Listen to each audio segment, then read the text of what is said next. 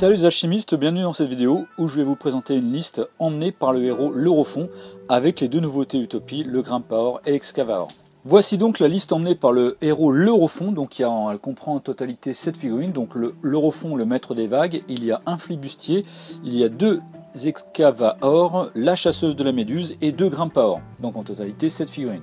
Voilà, il va y avoir pas mal de petites choses à faire entre les figurines, des petits combos à faire. Malgré tout, ça va pas être une liste très simple, forcément ultra simple à jouer. Elle n'est pas non plus super compliquée, mais il va falloir faire un peu les choses un peu dans un certain ordre, si on peut dire. Vous avez bien sûr un potentiel quand même assez agressif avec cette liste, parce que vous avez 4 figurines, je dirais, combattantes, le flibustier, les 2 excaveurs et la chasseuse de méduses, voilà, qui sont d'assez bons combattants. Vous avez les 2 grimpeurs qui vont pouvoir faire des tirs, et puis l'Europhon qui va pouvoir un peu apporter un peu du soutien à toutes ces figurines.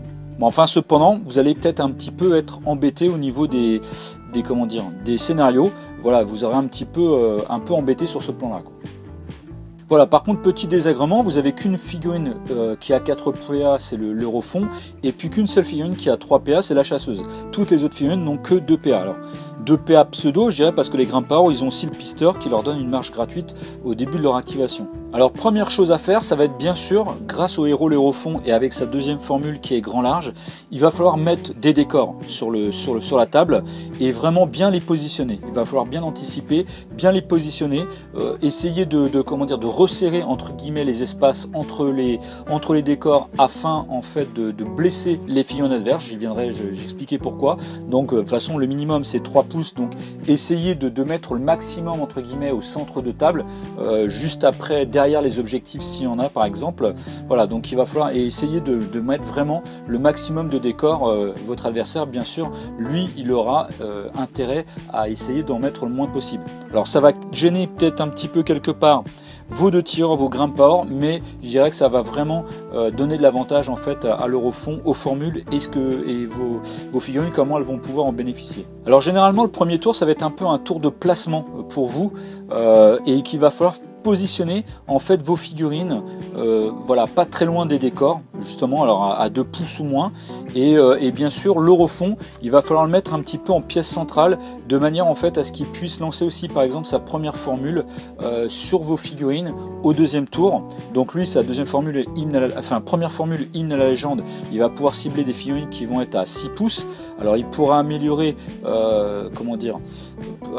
il va cibler une figurine, il pourra faire 2 pierres, donc il pourra cibler 3 figurines supplémentaires. En totalité il va pouvoir cibler 4 figurines qui vont être à 6 pouces ou moins de lui, mais c'est bien pour ça que j'explique qu'il va falloir le mettre vraiment au centre et pouvoir rayonner d'un côté et de l'autre quand il va lancer cette formule. Et cette formule, qu'est-ce qu'elle va pouvoir apporter? Eh bien, les figurines en fait qui vont bénéficier de cette formule pourront leur portée de charge va être augmentée de 2 pouces. Donc vous imaginez que le flibustier, l'excavator, les 2 excavators ou la chasseuse de méduses, leur portée de charge vont être augmentées à 8 pouces.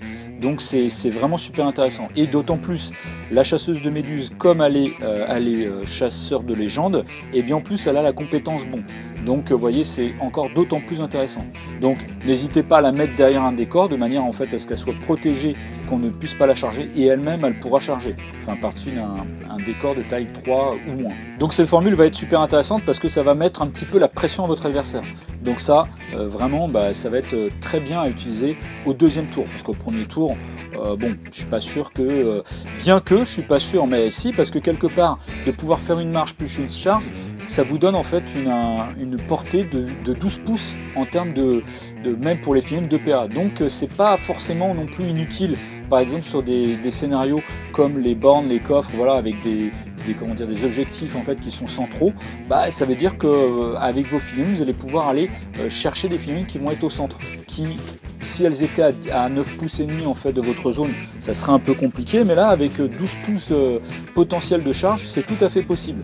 Donc et puis d'autant plus qu'il faut voir, c'est que aussi bien le flibustier qui lui en plus a l'enchaînement, donc ça veut dire que s'il arrive à toucher, à blesser la figurine, à passer sa défense, et bien il pourra retaper derrière.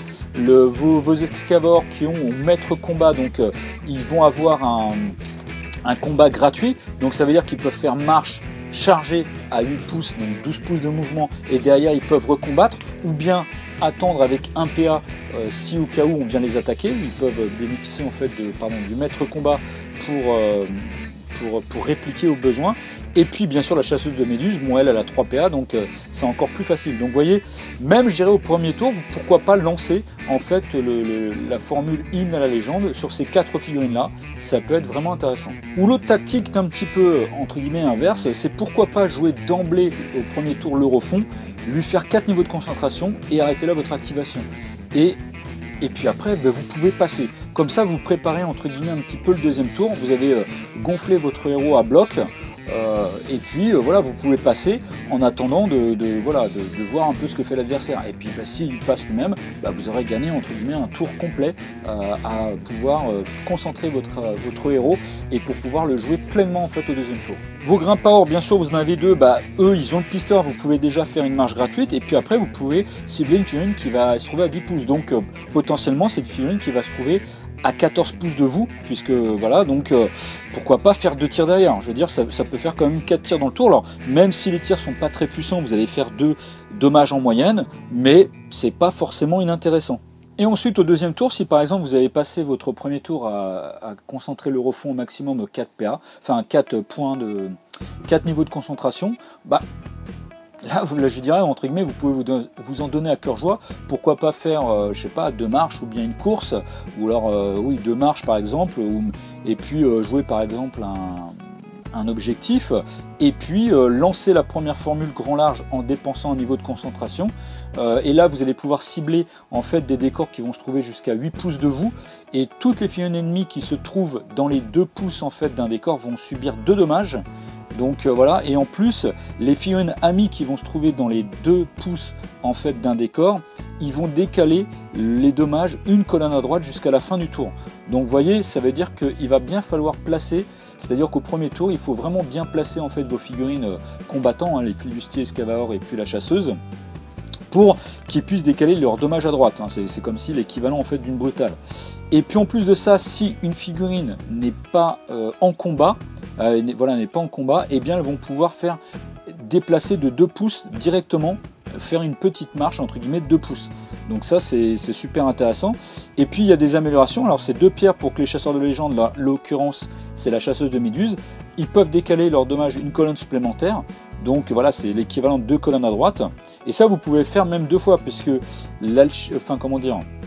l'Eurofond en fait il alchimise du cercle extérieur, ça veut dire que vous pouvez faire 4 pierres. Donc c'est carrément en fait, c'est-à-dire que la chasseuse de légende pourra, si vous la faites que sur elle, au niveau de l'amélioration, eh bien elle pourra décaler de 3 colonnes à droite. Voilà, donc ça peut être ça, ou pourquoi pas 2 pierres pour un décor supplémentaire à porter, parce que c'est-à-dire que vous ciblez un décor de base, et pourquoi pas en fait faire 2 décors supplémentaires.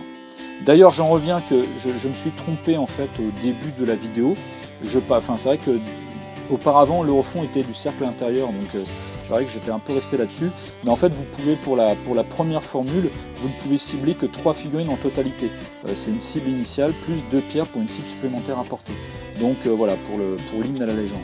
Et concernant donc le grand large, la deuxième formule, c'est aussi, vous pouvez faire 2 pierres pour que l'effet autour de chaque décor ciblé soit augmenté de 1 pouce, c'est-à-dire de 3 pouces. Donc voilà, si par exemple une figurine ennemie est un petit peu plus loin d'un décor à plus de 2 pouces, bah, vous pouvez augmenter pour que ça soit 3 pouces et qu'elle subisse tout de même 2 dommages. Puis là il peut y avoir un petit combo, hein. Si une figurine ennemie en fait se trouve à portée de 2 décors, bah, elle va subir 2 fois, il me semble que c'est ça, elle subit 2 fois les dommages, hein, donc elle prendra 4 dommages en totalité.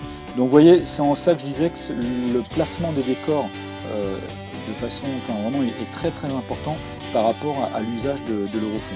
Et puis après au deuxième tour, ce qui peut être très intéressant, c'est aussi d'activer vos grimpeurs en premier, qu'ils puissent faire des tirs en fait sur des figurines ennemies, et vous allez pouvoir baisser par exemple les caractéristiques. Hein. Si par exemple vous faites un dommage, voilà, donc l'équivalent d'une double épée, et bien vous allez baisser la défense. Ou bien si vous faites 2 dommages, qui est les dommages les plus généralement constatés, vous allez faire -1 en combat. Donc ça peut être aussi intéressant pour baisser les caractéristiques des figurines ennemies, et que ça soit moins facile pour elle de pouvoir blesser vos propres figurines. Si une figurine est à 3 de combat, vous la blessez à 2, bah, elle va avoir plus de mal à toucher les défenses 10. Hein. Il faudra faire 8 avec 2 dés. Donc voilà, ça peut être très intéressant. de manière en fait après à ce que vos figurines combattantes, hein, c'est-à-dire le flibustier, les deux excavadors et la chasseuse de méduses, puissent profiter des malus que vous aurez donné en fait aux figurines ennemies, et puis ça sera plus facile pour elles pour pouvoir faire des dommages et combattre sans moins de soucis, on va dire. Et bien sûr, n'hésitez pas, enfin, je vous conseille très vivement de ne jamais oublier en fait d'utiliser les compétences des figurines, hein, que ce soit l'excavador avec le choc, hein, parce que si vous arrivez à infliger des dommages, bah, la cible en fait devra relancer un dé choisi à chacun des jets. Donc et ça dure jusqu'à la fin du tour, tant que la cible est en combat avec un excavador. Donc par contre c'est pas cumulable si vous avez deux excavadors qui sont au combat contre une figurine. Mais voilà, ça peut permettre aussi de vraiment embêter l'adversaire, hein. S'il fait un 6, vous le faites relancer le 6. Voilà, donc ça c'est quand même très impactant. Pareil en ce qui concerne le flibustier, hein, donc d'une part vous avez bien sûr l'enchaînement, vous connaissez bien, mais aussi l'abordage, hein. Quand vous chargez, vous allez gagner un dé de bonus au jet de réflexe, et en plus lorsque vous combattez, quand c'est hors de la charge, vous obtenez un dé bonus si vous arrivez à trouver le bon choix de carte, hein. Par exemple si vous faites une normale et votre adversaire fait une brutale, vous aurez aussi un dé de bonus pour le jet de réflexe. Donc ça peut être aussi très intéressant à ne pas oublier en fait cette compétence abordage. Et puis en ce qui concerne la chasseuse, alors bien sûr elle cumule plein de trucs, hein, entre l'allonge, entre l'expert rapide et puis la chasseur de légende et trophée de la méduse. Donc chasseur de légende, à chaque fois qu'elle fait changer un état de santé d'une figurine, elle va gagner un marqueur trophée, et le marqueur trophée elle peut l'utiliser pour elle-même pour gagner un dé de bonus à ses jets de combat. Voilà, donc ça c'est quand même, ça peut permettre de faire plus de dommages, ou bien de réussir en fait à passer aussi la défense, hein. Si vous êtes, je sais pas, sur une défense 11 ou une défense 12, ça permettra d'être quand même un peu mieux. Ou bien vous pouvez transmettre en fait aussi ce trophée à un chasseur de légende qui se trouve à 6 pouces ou moins d'elle, en l'occurrence l'Eurofond. Et là où ça peut être intéressant pour l'Eurofond, par exemple s'il prend le trophée de la chasseuse de la méduse, il va pouvoir augmenter sa défense de 1, donc il passera à 12 et c'est le maximum jusqu'à la fin du tour. Donc ça c'est aussi très intéressant. Donc voilà, un petit peu pour résumer, vous aurez compris, il y a plein de petites compétences en fait à utiliser sur cette liste. Il va sans doute falloir un petit peu une partie en fait pour prendre en main cette liste là. C'est pas non plus ultra compliqué, mais c'est pas non plus du clé en main. Et vous aurez compris, il y a quand même pas mal de petites interactions à faire entre les figurines entre elles. D'une part de profiter des grimpeurs de leur tir et de la vision à série qu'ils pourront faire. D'aussi des décors en fait avec la formule du grand large de l'Eurofond, ou bien aussi de la formule hymne à la légende qui permet à vos figurines de charger un peu plus loin. Donc il va y avoir des interactions à faire comme ça, à bien choisir aussi l'ordre d'activation de vos figurines, hein, soit les grimpeurs d'abord, l'Eurofond, et puis après pourquoi pas d'utiliser en fait vos figurines qui sont plutôt axées pour le combat, donc le flibustier, les deux excavadors, la chasseuse de la méduse. Donc voilà, et puis comme je disais au préalable aussi, à la phase en fait de la pose de décor, bien le faire en fait. Attention, c'est ne pas trop improviser, bien réfléchir à comment poser vos décors de manière en fait à gêner et à embêter en fait votre adversaire, et de pouvoir surtout faire des dommages en fait aux figurines ennemies. Ça sera aussi super important. Voilà, j'espère que cette vidéo vous a plu, qu'elle vous aura donné envie de jouer cette liste. N'hésitez pas à la commenter. Je vous dis à bientôt pour une prochaine vidéo, et n'oubliez pas le mot à crier très très fort.